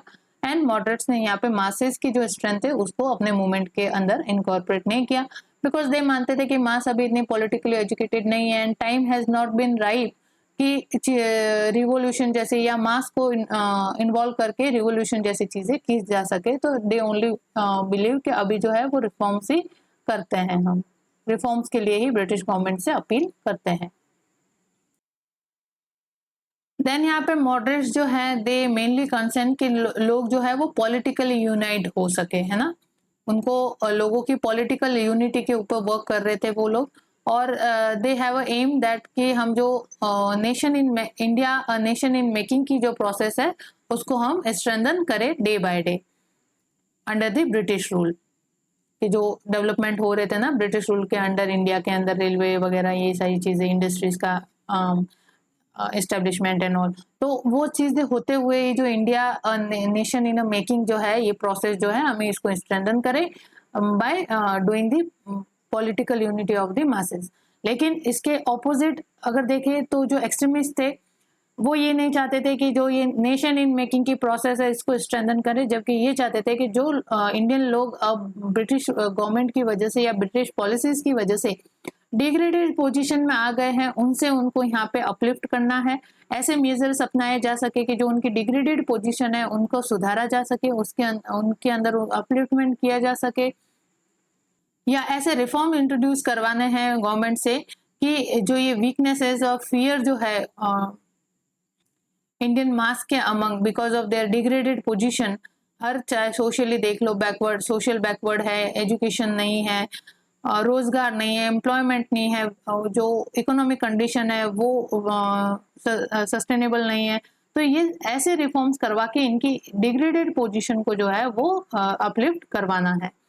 तो हमें नेशन इन मेकिंग की प्रोसेस पे बिलीव नहीं है, हम चाहते हैं कि इमीडिएट एक्शन लिया जाए for the degraded position of the Indian mass because of the which causes by the British policies. तो और जो ब्रिटिश पॉलिसीज की वजह से यहाँ पे इनजस्टिस हो रहा है इंडियन मासेस के साथ, उसको भी यहाँ पे हमें सही करना है, ठीक है। तो इनकी इस तरह की आइडियोलॉजी थी। तो ये कुछ बेसिक डिफरेंस थे between the moderates and extremist. कहीं पे शॉर्ट नोट्स लिखने को आ जाए, 5 नंबर वगैरह के क्वेश्चन में पीसीएस वगैरह में पूछे जाते हैं, तो ये आपके लिए मटेरियल रेडी है। नाउ अब हम आ जाते हैं सूरत स्प्लिट पे जो हुआ था 1907 के अंदर। वी ऑलरेडी नो, हम इतना सारा डिस्कस कर चुके हैं कि किस तरह से मॉडरेट्स एंड एक्सट्रीमिस्ट आइडियोलॉजी के अंदर डिफरेंस क्रिएट होना शुरू हुए थे। इस वजह से यहाँ पे जो सूरत सेशन हुआ था of the Indian national Congress, उसने यहाँ पे सूरत स्प्लिट को जन्म दिया, या फिर वी कैन से कि जो वो स्प्लिट हुआ था, आइडियोलॉजिकल स्प्लिट, वो सूरत स्प्लिट के नाम से जाना जाता है। तो 1905 से 1907 तक जो स्ट्रगल चला between the various trend with in the national movement, तो वो आइडियोलॉजिकल स्ट्रगल ऐसे भी नहीं फाइट किया गया, बल्कि जो एनुअल सेशन होते थे इंडियन नेशनल कांग्रेस के, उनके अंदर भी ये फाइट चलती रही, जिसका फाइनल कल्मिनेशन होता है as a Surat split in दिसंबर 1907। और इसका मेन कारण क्या रहता है? Partition of Bengal. Because partition of Bengal जो था वो उसने एक डीप इम्पैक्ट क्रिएट किया था इंडियन नेशनल कांग्रेस की आइडियोलॉजी के अंदर। जो मतलब नेशनलिस्ट उसमें शामिल थे, जो लीडरशिप जो उसके अंदर पार्टिसिपेट कर रही थी, उनमें कुछ मॉडरेट थे, कुछ एक्सट्रीमिस्ट थे, दोनों की अलग अलग अप्रोच थी। और ये म्यूचुअल अंडरस्टैंडिंग नहीं होने की वजह से, म्यूचुअल डिसकंटेंट होने की वजह से यहाँ पे ये आइडियोलॉजिकल गैप क्रिएट होता है। और उसका जो मेन कारण रहता है वो पार्टीशन ऑफ बंगाल रहता है। अगर पार्टीशन ऑफ बंगाल नहीं हुआ होता तो शायद ये आइडियोलॉजिकल डिफरेंस नहीं रहता। आइडियोलॉजिकल डिफरेंसेस तो थे, लेकिन अभी भी पार्टीशन के या अलग होने की नौबत नहीं आई थी। साथ में रहते हुए दोनों ही वर्क कर रहे थे for the attainment of the freedom of India.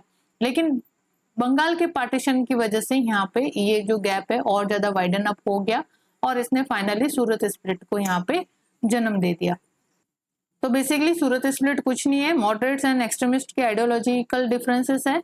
और इस आइडियोलॉजिकल डिफरेंस की वजह से जो सूरत सेशन हुआ था 1997 में इंडियन नेशनल कांग्रेस का, उसमें ये आइडियोलॉजिकल डिफरेंस जो है वो एकदम सामने आ जाता है और बहुत ही फिरोशियस रूप ले लेता है, जिसकी वजह से दोनों ही जो आइडियोलॉजिकल लीडरशिप है या जो मॉडरेट्स और एक्सट्रीमिस्ट है वो अलग हो जाते हैं।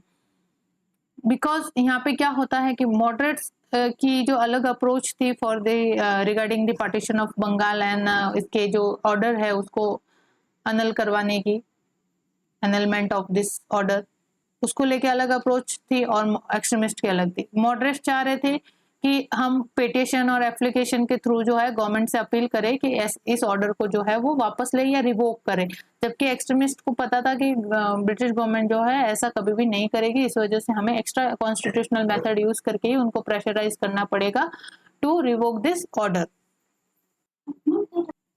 और यहाँ पे एक्सट्रीमिस्ट चाह रहे थे कि जो ये मास मूवमेंट है इसको हम बंगाल के आउटसाइड भी इसको स्प्रेड करें, जबकि मॉडरेट जो थे ये चाहते थे कि नहीं, ये जो मूवमेंट है वो ओनली बंगाल तक ही कॉन्फाइंड रहे, और इसको और ज्यादा वो ये भी चाहते थे कि ये स्वदेशी और बॉयकॉट तक ही लिमिटेड रहे ये मूवमेंट, इससे आगे ना जाए। यानी पेसिव रेजिस्टेंस है, जो स्ट्राइक, प्रोटेस्ट, या एक्सटेंडेड बॉयकॉट है, ये सारी चीज़ें जो है वो ना हो और जस्ट स्वदेशी और बॉयकॉट के ज़रिए जो है हम ब्रिटिश गवर्नमेंट को प्रेशराइज करें। तो इस काइंड ऑफ जो है टसल जो है ये मॉडरेट और एक्सट्रीमिस्ट के बीच में चल रहा था।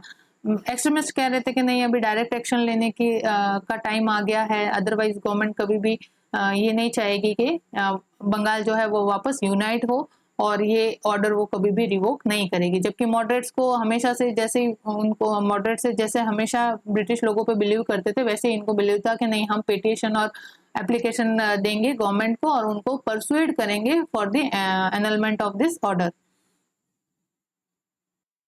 और मॉडरेट जो थे उन्होंने नेशनल एजुकेशन के आइडिया को भी सपोर्ट नहीं किया, है ना, और सेल्फ गवर्नमेंट के आइडिया को भी, सेल्फ गवर्नमेंट विदाउट ब्रिटिश सुजरेंटी यानी स्वराज का जो आइडिया था और नेशनल एजुकेशन का जो आइडिया था उनको सपोर्ट नहीं किया, बिकॉज ये मानते थे कि स्वराज और नेशनल एजुकेशन जो चीज़ें हैं वो एक्स्ट्रा कॉन्स्टिट्यूशनल मेथड है और उनको हम सपोर्ट नहीं करेंगे, इससे ब्रिटिश गवर्नमेंट हमसे नाराज हो सकती है और फिर हो सकता है कि वो इस ऑर्डर को वापस ना ले, यानी बंगाल के जो पार्टीशन का ऑर्डर है उसको वापस ना ले। तो कुल मिला के मॉडरेट जो है ब्रिटिश लोगों को नाराज नहीं करना चाहते थे। नेशनल एजुकेशन यहाँ पे जो ब्रिटिश एजुकेशन सिस्टम है उसको चैलेंज पोज करने का काम कर रहा था, यानी कि उनके ये एक ऑल्टरनेटिव का काम कर रहा था for those student who expelled from the universities.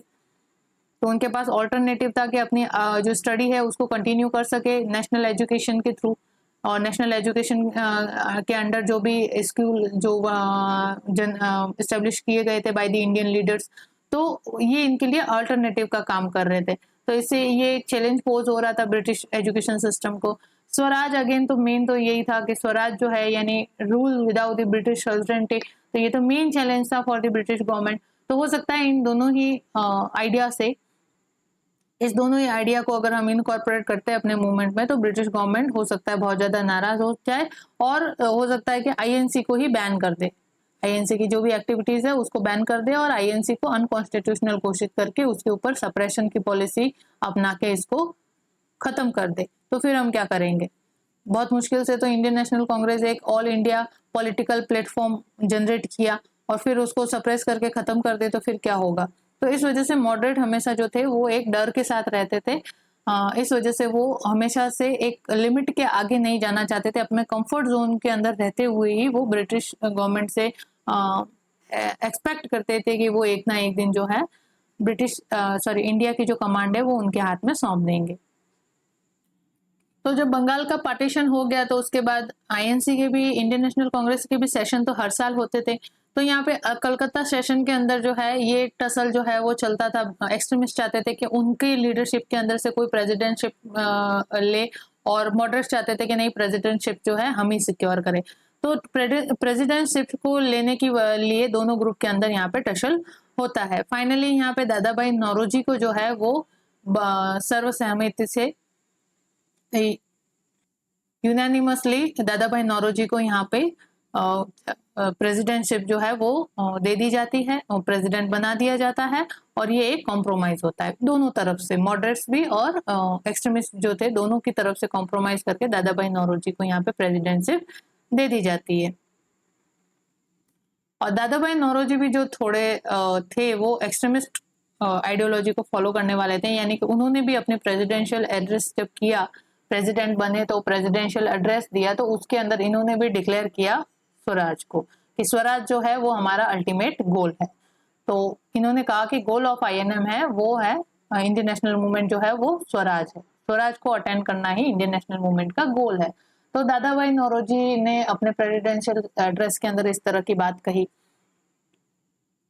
और फिर मॉडरेट्स जो थे वो ये नहीं चाहते थे कि इस तरह की बातें हमारे प्रेसिडेंट के थ्रू की जाए या इंडियन नेशनल कांग्रेस के प्लेटफॉर्म के जरिए ऐसी बातें की जाए। इस वजह से जो कुछ कलकत्ता सेशन में हुआ वो इसको वापस क्या करना चाहते थे, रिवर्स करना चाहते थे, जो इन्होंने यहाँ पे सूरत सेशन के अंदर करने की कोशिश की और स्प्लिट ने फिर यहाँ पे जिसका रिजल्ट क्या निकला, स्प्लिट। तो मॉडरेट जो थे वो ये मानने के लिए तैयार नहीं थे कि जो उनके वे ऑफ मेथड है ना, जो वो पॉलिटिकल मेथड यूज कर रहे हैं to pressurise government, that was not efficient and that was not keeping the pace with the events. तो और ये मानने को तैयार नहीं है, और साथ में जो एक्सट्रीमिस्ट है वो पीछे हटने को तैयार नहीं है ना। तो दोनों ही कारणों से यहाँ पे टसल जो है वो बहुत ज्यादा बढ़ जाती है। और कलकत्ता सेशन के अंदर जितने भी रिजोल्यूशन पास किए गए थे उनकी डिफरेंट डिफरेंट इंटरप्रिटेशन यहाँ पे की जाती है। मॉडरेट्स कुछ अलग कहते हैं उसके रिगार्डिंग, और एक्सट्रीमिस्ट कुछ अलग कहते हैं। तो यूनानिमसली यहाँ पे कोई भी रिजोल्यूशन जो है वो पास नहीं हो पाया। तो यहाँ पे कलकत्ता सेशन के अंदर जो कुछ भी हुआ उसको वो रिवर्स करना चाहते थे, और वापस अपना प्रेसिडेंटशिप जो है वो मॉडरेट्स गेन करना चाहते थे। तो इस वजह से फिर नेक्स्ट आईएनसी का सेशन होने वाला था यहाँ पे नागपुर में, और ये चाहते थे कि अगले जो आईएनसी का सेशन होगा उसके अंदर हमने जो कुछ भी हुआ है उसको रिवर्स कर देंगे, है ना। लेकिन नागपुर सेशन के अंदर नागपुर में ये सेशन होने वाला था, लेकिन मॉडरेट्स ने जो है सोचा कि नागपुर में अगर हो गया तो नागपुर जो जगह है वो स्ट्रांग होल्ड रखती है ऑफ द एक्सट्रीमिस्ट आइडियोलॉजी के लिए। वहां पे एक्सट्रीमिस्ट लोगों का जो फेवर है, या एक्सट्रीमिस्ट लोगों की लीडरशिप की जो पॉपुलरिटी है वो ज्यादा है। तो इस वजह से यहाँ पे फिरोज शाह मेहता जो मॉडरेट पॉलिटिक्स के सपोर्टर थे, फिरोज शाह मेहता ने यहाँ पे कैसे न कैसे अपनी बातों के जरिए ये मैनेज कर दिया कि अब जो सेशन का जो वेन्यू है वो चेंज हो सके। तो इस वजह से फिरोज शाह मेहता के डिप्लोमेसी की वजह से ये सेशन जो है नागपुर से कहाँ शिफ्ट कर दिया, सूरत से शिफ्ट कर दिया, है ना। और इससे ये चीज अब कम हो गई कि जो एक्सट्रीमिस्ट लोगों का यहाँ पे जो स्ट्रांग होल्ड था वो यहाँ पे अब नहीं रहा सूरत में, ठीक है। तो मॉडरेट्स के लिए इजी हो जाएगा to reverse the all those thing which happen in the Calcutta session. तो हम यहाँ पे देखते हैं कि सूरत सेशन के अंदर जो है फिर जो डॉक्टर रास बिहारी घोष है जो मॉडरेट है, उनको यहाँ पे प्रेसिडेंटशिप जो है वो सिक्योर करवाने की सोची जाती है, and he secure the presidentship, है ना। डॉक्टर रास बिहारी घोष जो है वो सूरत सेशन के प्रेसिडेंट बन जाते हैं। लेकिन जब वो अपना प्रेसिडेंशियल एड्रेस देने जाते हैं तो उनके सामने तिलक आके खड़े हो जाते हैं, और तिलक यहाँ पे कहते हैं कि क्या मैं जनता को यहाँ पे मतलब एड्रेस कर सकता हूँ। तो सब लोगों ने यहाँ पे उनको मना कर दिया कि नहीं, प्रेसिडेंट है वही करेगा, आप जो है मतलब क्या कहते हैं रैंक वाइज जो है, या फिर वो अपन कहते हैं ना प्रोटोकॉल है, वो आपको अलाउ नहीं करते हैं कि आप जनता को इस समय एड्रेस करें। लेकिन तिलक जो है वो पीछे हटने से मना कर दिया, उन्होंने ठान ली, जिद कर ली कि नहीं, वही जो है जनता है उसको एड्रेस करेंगे। तो तिलक ने यहाँ पे जो ये प्रोसेस थी इस सूरत सेशन के उसको एब्स्ट्रैक्ट कर दिया बाय दिस एक्टिविटी, है ना, कि उन्होंने प्रेसिडेंट को अलाउ नहीं किया फॉर द प्रेसिडेंशियल एड्रेस। तो तिलक को बहुत ज्यादा मनाया भी गया, लेकिन सारे अटेम्प्ट जो थे उनको मनाने के वो फेल हो गए। फाइनली जो सेशन है उसको सस्पेंड करना पड़ा, और इसके बाद से कभी भी कोई भी कंबाइंड सेशन जो है, जो जहाँ पे एक्सट्रीमिस्ट और मॉडरेट दोनों मिलके बैठ सके, ऐसा कोई भी सेशन जो है वो ऑर्गेनाइज या हेल्ड नहीं करवाया गया। और इधर से ही दोनों जो ग्रुप्स है वो यहाँ से अलग हो गए।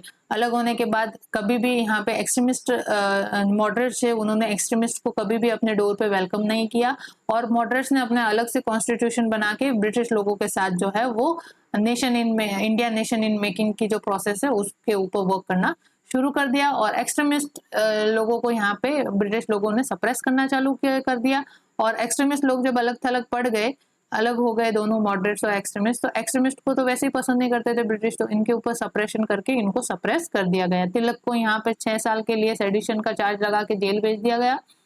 और पहली बार जेल कब गए तिलक यहाँ पे 1897 के अंदर, है ना। क्या चार्ज लगा था उनके ऊपर कि ब्रिटिश गवर्नमेंट के अगेंस्ट हेटर और डिसअफेक्शन फैलाने की चीजें हो रही है ना। वो जब नो टैक्स कैंपेन चलाया गया था महाराष्ट्र में बाय तिलक, तो उसके चार्ज में। देन सेकेंड टाइम कब जाता है 1909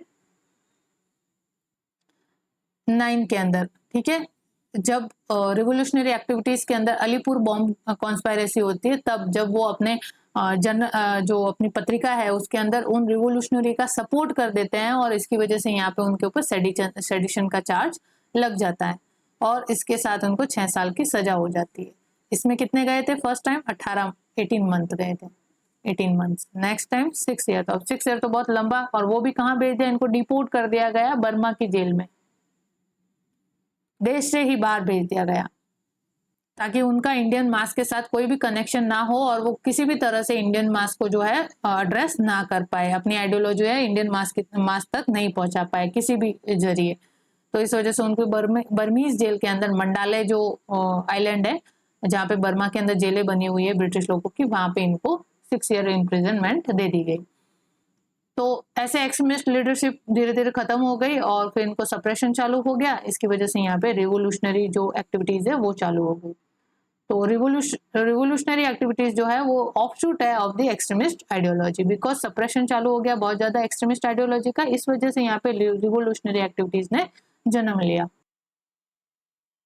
तो यहाँ पे जब मॉडरेट और एक्सट्रीमिस्ट अलग हो गए और मॉडरेट ने अपने सारे डोर बंद कर दिए फॉर द एक्सट्रीमिस्ट और वो अपने ओन कॉन्स्टिट्यूशन के अंडर वर्क करने लगे, तो यहाँ पे फिर तिलक ने जो है वो मेन लीडरशिप पकड़ ली इस मूवमेंट की और इन एक्सट्रीमिस्ट लोगों ने अपनी एक्टिविटीज को और ज्यादा इंटेंसिफाई करना शुरू कर दिया under the leadership of Tilak.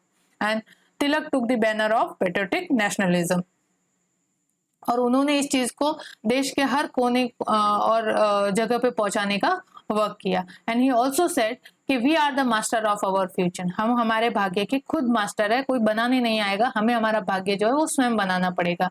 And can govern them if we only make up our mind to do so. ठीक है, और हम इस चीज को तभी गवर्न कर पाएंगे, इस चीज को तभी अटेंड कर पाएंगे कि हम अपने भाग्य को खुद बना रहे जब हम खुद अपने माइंड पे या अपने आप पे बिलीव करना शुरू करें या अपने माइंड को इस तरह से हम बनाएं कि नहीं ये मैं चीज कर सकता हूं। तो swaraj is not far from us, it will come to us moment we learn to stand on our own leg. तो स्वराज हमसे दूर नहीं है, ये जल्दी ही हमारे पास आ जाएगा अगर हम ये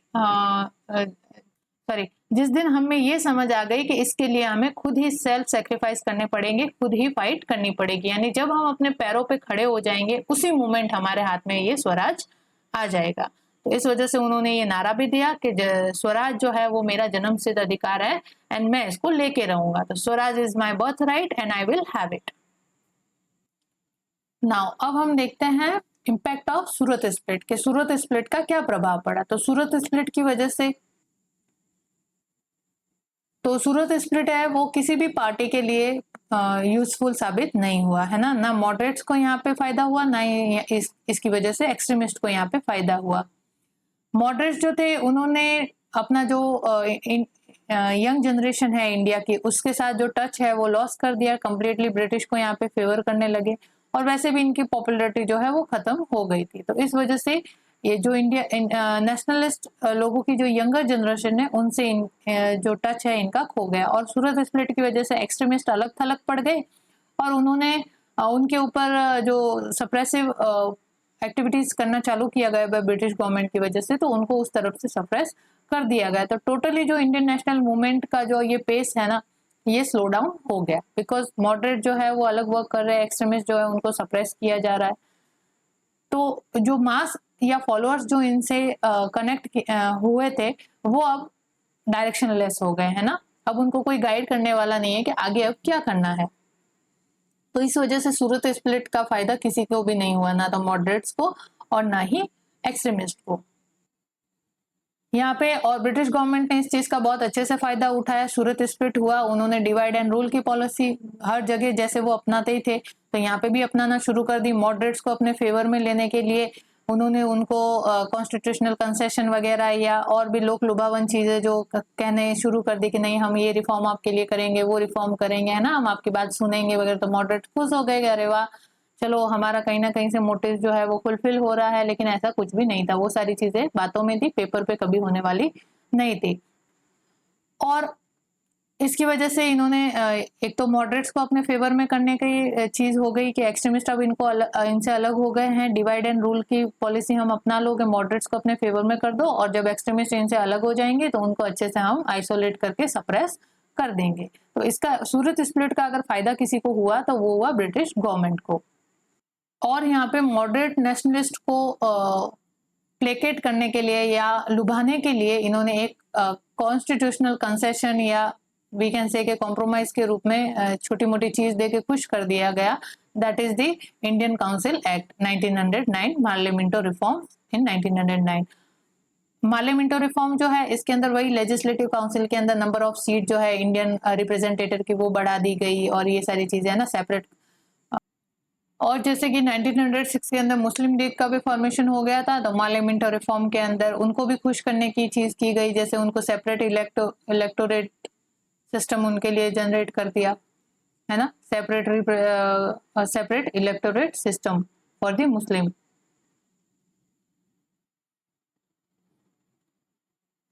और यहाँ पे जो गवर्नर का जनरल की जो एग्जीक्यूटिव काउंसिल हुआ करती थी उनमें इंडियंस नहीं होते थे, तो इंडियंस की एंट्री यहाँ पे शुरू कर दी, जिसके अंदर फर्स्ट आपके सत्येंद्र नाथ जो सिन्हा थे वो यहाँ पे, सत्येंद्र प्रसाद सिन्हा, वो यहाँ के आपके फर्स्ट मेंबर बनते हैं of the executive council of the governor general of India, या we can say viceroy of India. ठीक है, तो इस तरह के रिफॉर्म्स यहाँ पे मॉर्ले मिंटो रिफॉर्म्स के अंदर किए गए। आपको अगर ये मॉर्ले मिंटो रिफॉर्म्स डिटेल में देखना है तो various act pass during the British rule वाला सेशन है, वो जाके देखना, उसमें हमने सारे के सारे जितने भी एक्ट और चार्टर्ड एक्ट पास किए गए थे वो हमने अच्छे से कवर किए हैं। तो यहाँ पे मैं थोड़ा सा आपका ब्रीफ दे देती हूँ कि क्या क्या हुआ था। तो सेपरेट इलेक्टोरेट सिस्टम या कम्युनल इलेक्टोरेट सिस्टम का अगर कहीं जनरेशन हुआ था वो मॉर्ले मिंटो रिफॉर्म से हुआ था, और ये सेपरेट इलेक्टोरेट सिस्टम को इंट्रोड्यूस करने की मेन मंशा भी उनकी डिवाइड एंड रूल पॉलिसी के द्वारा ही जनरेट की गई थी। ठीक है, और मॉडरेट को किस तरह से यहाँ पे अपने को लुभा दिया गया, लेजिस्लेटिव काउंसिल या जो उसकी साइज है उसको बढ़ा के, इंडियन रिप्रेजेंटेशन को बढ़ा के, गवर्नर काउंसिल के अंदर जो इंडियन रिप्रेजेंटेशन है उसको इंट्रोड्यूस करके, और मेन चीज तो ये कर दी ना यहाँ पे separate electoral system for the Muslim community के लिए करके यहाँ पे हमेशा के लिए इंडिया के अंदर हमेशा के लिए ये कम्युनल टिंज जो है वो छोड़ के चले गए। आज भी हम इसी चीज पे फाइट कर रहे हैं, इस चीज से बाहर ही नहीं आ पा रहे, और पता नहीं लोगों को ये चीज कब समझ में आएगी कि हम एक दूसरे के दुश्मन कभी हो भी नहीं सकते, सभी तो ह्यूमन बींग्स हैं, ह्यूमन बींग की तरह ट्रीट करो। रिलीजन तो होता है वो एक वे ऑफ लाइफ होता है for the like self guidance, है ना।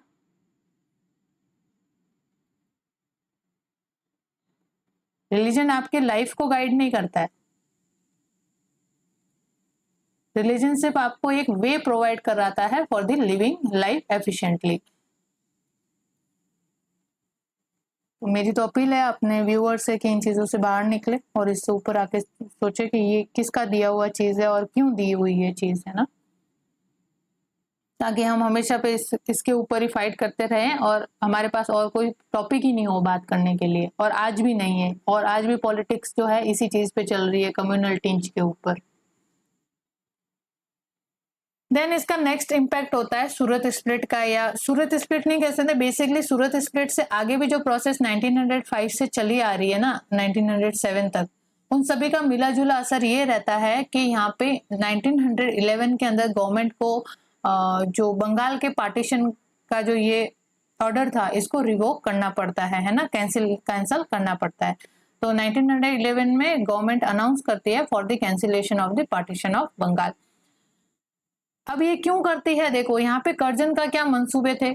कर्जन ने सोचा था कि यहाँ अगर हम इस तरह से डिवीजन कर देंगे तो जो नेशनलिस्ट सेंटिमेंट है ना वो यहाँ पे फेड अप हो जाएंगे। जब हम इन नेशनलिस्ट को डिवाइड कर देंगे ऑन द कम्युनल लाइन तो ये नेशनलिस्ट सेंटिमेंट जो है वो खुद ही यहाँ पे खत्म हो जाएंगे। लेकिन ऐसा हुआ नहीं, ये तो और चीजें एग्रीवेट होने लगी। यहाँ पे एक्सट्रीमिस्ट है, उन्होंने और ज्यादा जो है चीजें इंटेंसिफाई कर दी थी अपनी एक्टिविटी को, और उसके साथ ही रिवोल्यूशनरी एक्टिविटीज ने भी जन्म लेना शुरू कर दिया। तो बंगाल जो था पूरा रीजन जो इनके एक कैपिटल सिटी के रूप में वर्क कर रहा था, कलकत्ता, पूरा का पूरा एनार्की के अंदर चला गया। लॉ एंड ऑर्डर मेंटेन करना बहुत ही मुश्किल हो गया। तो कर्जन का मंसूबा जो था बंगाल के पार्टीशन करके जो नेशनलिस्ट ट्रेंड है उसको खत्म करने का, वो पूरा ही नहीं हो पाया। तो जब ये चीज पूरी नहीं हो पाई तो बंगाल का पार्टीशन करने से मतलब क्या रहा, ठीक है। तो इस वजह से 1911 के अंदर जो है उन्होंने बंगाल के पार्टीशन का जो जो ऑर्डर है उसके कैंसिलेशन की अनाउंसमेंट कर दी। और क्या हो रहा था यहाँ पे कि कलकत्ता सिटी जो है वो पूरी की पूरी डिस्टर्ब चल रही थी because of this nationalist activities and all, revolutionary activities and all. और जो यहाँ पे किंग जॉर्ज फिफ्थ और उसकी क्वीन विजिट करने वाले थे इंडिया को, ठीक है, वो विजिट पे आ रहे थे। तो ऑब्वियसली वो कहाँ आएंगे, कैपिटल सिटी पे आएंगे पहले। तो अगर कोई भी हमारा भी गेस्ट आता है तो वो कहाँ पे आता है, पहले कैपिटल दिल्ली में आता है। तो ऐसे ही किंग जॉर्ज जो है उनकी विजिट होने वाली थी, और अगर वो आते और देखते कि किस तरह से इंडिया जो है वो बर्न हो रहा है ना, नेशनलिस्ट एक्टिविटीज हो रही है और किस तरह से पूरा डिस्टर्ब चल रहा है, तो वो हो सकता था कि गवर्नमेंट के लिए अच्छा साबित नहीं हो कि आप यहाँ पे कर क्या रहे हो, अगर आपसे लॉ एंड ऑर्डर भी मेंटेन नहीं हो पा रहे हैं तो, ठीक है।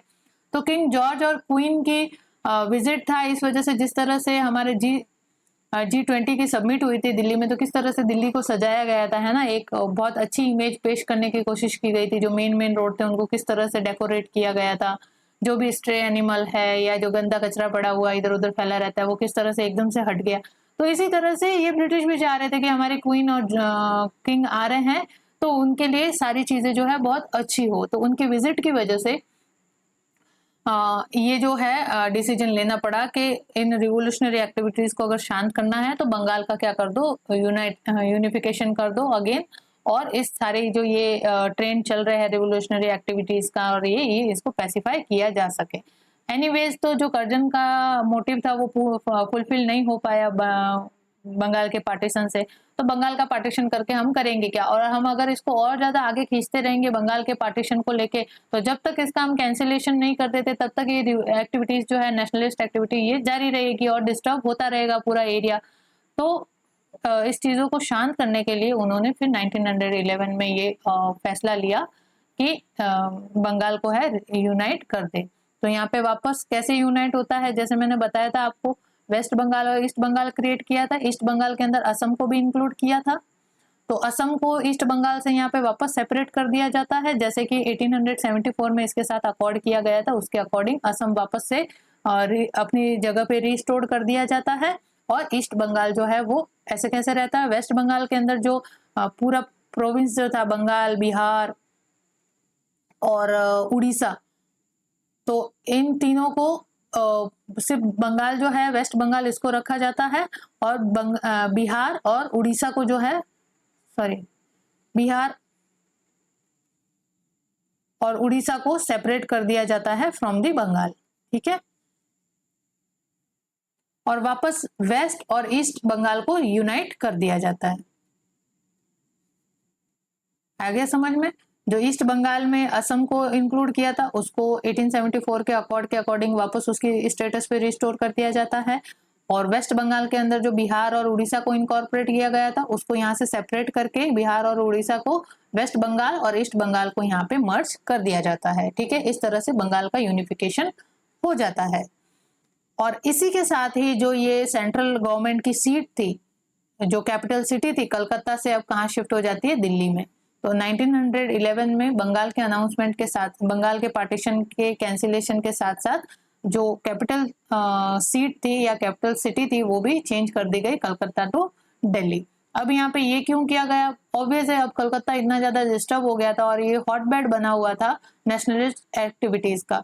तो दिल्ली जो है इन चीजों से, इनकी अप्रोच से बहुत दूर थी, और वहां पे ऐसी चीज कुछ हो भी नहीं रही थी कि जो डिस्टर्ब वगैरह हो रही हो चीजें, है ना, लॉ एंड ऑर्डर का डिस्टरबेंस है, तो ऐसी कोई चीज नहीं, तो वो शांत जगह थी। तो इस वजह से जो किंग और क्वीन आते तो देखते, अरे वाह, कैपिटल सिटी कितनी अच्छी है। तो एक साल के अंदर इतना ज्यादा डेवलपमेंट तो कर दिया गया कि किंग और क्वीन जब आए तो उनको कैपिटल सिटी जो है बहुत अच्छी लगे, है ना, तो पीसफुल विजिट उनका हो सके। और एक और रीजन था यहाँ पे कि जो बंगाल का यूनिफिकेशन किया ना, तो जो मुस्लिम थे वो शॉक रह गए कि अरे इंग्लिश लोग, ब्रिटिश लोगों ने तो हमसे प्रॉमिस किया था कि ईस्ट बंगाल बना के आपका सॉलिड रिप्रेजेंटेशन वहां पे किया जाएगा, आपकी मेजोरिटी होगी, तो फिर आपके इंटरेस्ट को सेफगार्ड करके आपका डेवलपमेंट किया जाएगा, यानी कि हमारी मुस्लिम मेजोरिटी का एक अलग से रीजन होगा। तो अगर यूनिफिकेशन कर दिया तो अगेन मुस्लिम किस में आ गए, माइनॉरिटी में आ गए। तो अब हमसे जो किया गया प्रॉमिस था उसका क्या, ठीक है। तो बंगाल का यूनिफिकेशन जो है उस मुस्लिम लीग के लिए एक शॉक का काम किया था, आश्चर्य हो गए वो। तो उनको खुश करने के लिए, उनको थोड़ा सा बहलाने फुसलाने के लिए कैपिटल सिटी कहाँ कर दी गई, दिल्ली में। दिल्ली जो रिप्रेजेंट करती है मुगल एम्पायर को, मुगल एम्पायर की भी कैपिटल सिटी कौन थी? दिल्ली। तो हिस्टोरिकली उनको थोड़ा सा प्राइड फील करवाने के लिए कैपिटल सिटी को दिल्ली शिफ्ट कर दिया गया, सो दैट कि मुस्लिम जो शॉक रह गए हैं और नाराज हो गए हैं बंगाल की यूनिफिकेशन की वजह से, थोड़ा सा खुश हो जाए। तो यहाँ पे दिल्ली को कैपिटल सिटी बनाना जो है वो एक पॉलिटिकल स्टेप था, ना कि कोई हिस्टोरिकल स्टेप था। एक्चुअल में तो इसको रिप्रेजेंट तो ऐसा किया गया है कि हिस्टोरिकल रिवाइवलिज्म किया जा रहा है, यानी जो मुगल ट्रेडिशन है उसका रिवाइवल कर रहे हैं हम दिल्ली को कैपिटल सिटी बना के, सो दैट कि मुस्लिम जो है वो थोड़े से मॉडिफाई हो सके।